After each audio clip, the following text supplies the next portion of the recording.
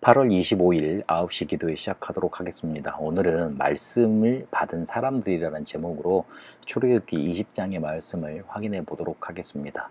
시내산에서 이스라엘 백성이 십계명 언약의 돌판, 두 돌판을 받았던 그 장면 뒤에 나오는 말씀입니다. 광야길은 다들 어려운 길이라고 예상을 합니다. 그 어려운 광야길을 어떻게 갈 수 있겠습니까? 말씀의 흐름을 따라 그것을 보고 가면 됩니다. 그게 광야길을 가는 방법입니다. 말씀의 흐름을 본다는 건 하나님이 말씀을 주시고 성취하시는데 그 응답을 보고 따라간다는 말입니다. 말씀이 우리에게 임하고 그 임한 대로 성취가 되잖아요. 그러면서 응답으로 나타나잖아요. 그걸 보며 가야 된다는 말입니다. 오늘 본문의 말씀은 십계명을 주시는 말씀과 그 뒤에 이어지는 그런 장면인데, 광야에서 주신 말씀이라는 것 먼저 확인해야 됩니다. 광야는 좀 특별한 의미가 있습니다. 모세가 미디안 광야로 쫓겨났잖아요.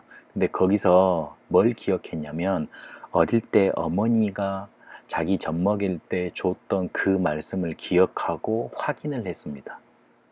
이스라엘 백성들을 광야로 이끄셔서 인도하셔서 말씀을 확인하게 하셨습니다. 그때 주어진 말씀이라는 겁니다. 그런데 중요하게 위기 때마다 하나님은 말씀을 주시고 응답하셨습니다. 그 사실을 아는 사람들을 통해 하나님은 위기와 문제를 해결하게 하셨습니다. 그래서 우리는 위기 때 피하지 말고 말씀의 성취를 보고 오히려 그 위기 속으로 도전해야 됩니다. 사람들이 위기 때 거의 대부분 피하려고 합니다. 위기 때 대부분 도망가려고 합니다. 위기 안에 하나님의 응답이 있고 위기 안에 그 말씀의 성취가 있는데 도망가려고 생각하고 피하려고 생각하니까 오히려 그 위에 염려와 근심이 더해지고 불신앙의 결과만 자꾸만 되풀이 되는 겁니다. 그러니 결국은 응답 없는 삶을 살게 돼 있습니다.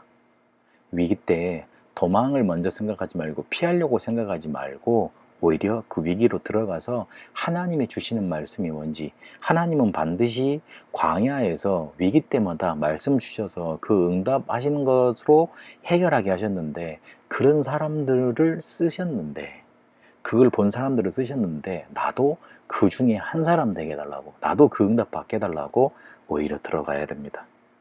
말씀은 단순히 과거, 현재만 응답하시는 게 아니고 우리의 미래까지도 인도하십니다.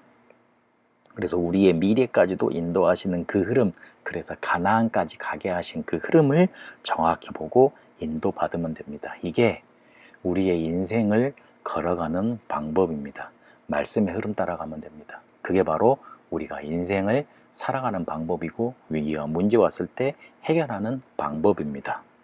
하나님은 우리에게 말씀을 나침판으로 주셨기 때문에 그렇습니다. 그래서 말씀을 잘 보고 말씀이 어떻게 흘러가는가를 보고 말씀이 어떻게 성취되고 선포되는가를 보고 따라가라는 말입니다. 그리고 단순히 우리 인생에만 주신 말씀이 아니고 우리가 살아가는 이 시대를 향해 하나님은 말씀하시고 그 말씀을 이루시고 응답하십니다. 모든 사람에게 하나님은 말씀을 주셨습니다. 그런데 사람들이 거부했습니다. 그러니까 당연히 흑암에 잡힐 수밖에 없죠. 빛을 비춰줬는데 빛이 싫다고 했으니 요한복음 1장에도 보니까 어둠 속에 빠져버렸죠. 어둠 속에 너무 길들여지다 보니 빛이 들어오는 거 싫어하죠. 그래서 거부하죠. 그런데 그 결과로 흑암 속에 갇혀서 오히려 범죄하는 게 당연한 일생, 복음을 거부하는 게 당연한 거, 그런 상태로 살아갈 수밖에 없게 됐습니다. 그래서 십계명 돌판 뒷 배경에 보면 효도해라, 거짓말하지 말라, 살인하지 말라, 간음하지 말라, 거짓 증거하지 말라, 이런 말들이 쭉 나오지요.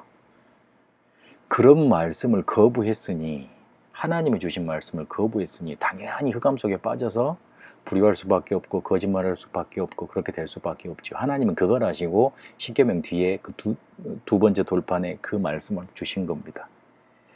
그리고 신자에게만 주시는 말씀이 있습니다. 신자만 이해되는 말씀입니다. 신자는 하나님을 믿는 사람이지요.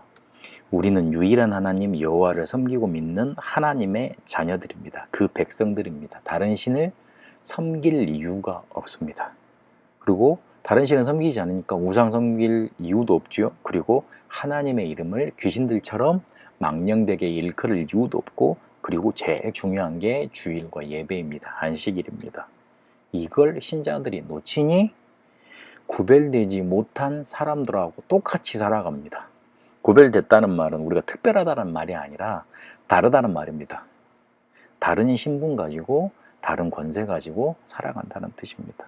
근데 이걸 놓쳤으니 사단의 노예로 살아갈 수밖에 없죠. 그리고 하나님의 말씀에는 특별 응답 받을 자에게 주시는 말씀이 있습니다. 하나님이 분명히 천둥 속에서 우레 속에서 역사하셨잖아요. 그렇게 능력으로 역사하시고, 그리고 모세를 통해 강단을 통해 응답의 말씀을 주셨습니다. 그 응답 받은 사람들이 하나님을 경외하도록 하셨고, 그 경외하는 자들이 시대를 살리도록 하나님은 이끄셨습니다. 말씀의 흐름을 보며 응답을 따라가면 반드시 승리합니다.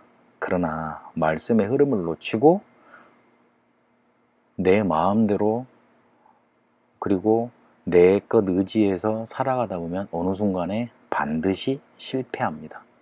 지금 당장 실패하는 게 아니고 지금 당장 승리하는 게 아니겠지만, 말씀의 흐름을 따라가면 어느 순간 승리의 자리에 가 있게 됩니다. 말씀을 받은 사람들이 가나안까지 인도받았던 것처럼, 그리고 지금까지 그 증거가 영원하게 이어지는 것처럼 여러분에게도 그 응답이 그대로 있게 되시길 바랍니다. 살아계신 하나님, 말씀을 받은 사람들이 시대를 정복하고 세상을 살리고 위기를 해결했습니다. 하나님, 우리도 피하지 않고 두려워하지 않고 걱정하지 않고 말씀 속에 들어가 말씀의 응답을 보며 그 성취를 따라가게 하여 주옵소서. 그래서 가나안을 정복할 자로 세계를 복음화하고 치유하고 서밋을 살리는 사람으로 인도받게 하여 주옵소서. 살아계신 우리 주 예수 그리스도 이름으로 기도합니다. 아멘.